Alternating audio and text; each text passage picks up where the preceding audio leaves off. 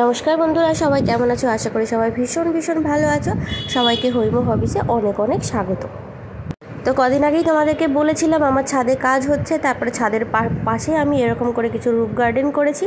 তো সেইখানে আমি কিছু দানা দিয়েছিলাম, কুমড়োর দানা, ঝিঙে দানা আর উচ্ছে, চিচিঙ্গা, এরকম কিছু গাছ আমি এখানে বসিয়েছিলাম। তো সেই গাছগুলো দেখো কি সুন্দর হয়েছে।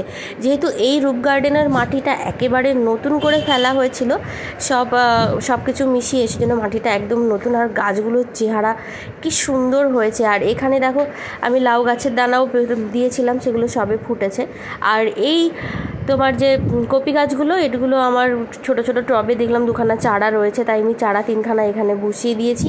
তো মোটামুটি সেগুলো কিন্তু ভীষণ ভালো হয়েছে। আর আমি যেটা লাগিয়েছি লঙ্কা গাছ, আমার কীরকম খুব মনে হয় যে বেশি জায়গাতে কটা লঙ্কা গাছ লাগিয়ে রাখলে, যদি একটা দুটো লঙ্কা গাছে খুব ভালো যত্ন নেওয়া যায়, তাহলে কিন্তু অনেক অনেক লঙ্কা হবে, সারা বছর হয়তো আমাকে আর লঙ্কা কিনতে হবে না। আর ওই যে ফুল গাছটা অ্যালামুন্ডা হোয়াইট কালার, ওটা আমার ভীষণ পছন্দ, ওটা আমি সেদিনকে বাজারে গিয়ে কিনে এনেছি। এখনও আমার ছাদটা পুরো এলোমেলো, কারণ ছাদে এখনও প্রচুর কাজ বাকি।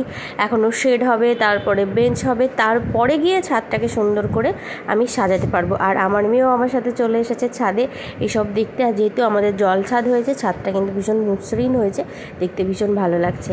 আর আমার মেয়েও এই পাতাগুলো দেখতে এমন সুন্দর, মানে অপূর্ব লাগছিল, মানে মনে হচ্ছে পাতাগুলো দেখেই আমার প্রাণ ভরে যাচ্ছে, মনের শান্তি হয়ে যায়, সারাক্ষণ মনে হচ্ছে পাতাগুলোই বসে বসে দেখি। তো এগুলোকে একটা টানা আমাকে বেঁধে দিতে হবে। আর এখানে দেখো একটা ডবল পিটুনিয়া এখনও ফুটে যাচ্ছে। তো এখনও প্রচুর গরম পড়েছে, তবুও ডবল পিটুনিয়াটা ফুটছে। আমার মেয়ে কিন্তু ঘুরে ঘুরে ভীষণ আনন্দ পাচ্ছে এখানে দেখছে। আর এখানে আমি কটা লেটুস পাতা লাগিয়েছিলাম 6খানা মতো, তো এগুলো একটা গামলায় লাগানো ছিল, সেগুলো বাড়ছিল না বলে আমি এখানে ট্রান্সফার করে দিয়েছি। এবার দেখো পাতাগুলোর কি সুন্দর চেহারা হয়েছে। আর এখানে আমার লাউ গাছগুলোর দানা বেরিয়ে একটুখানি বড় হয়ে গেছে। আর একটা বেগুন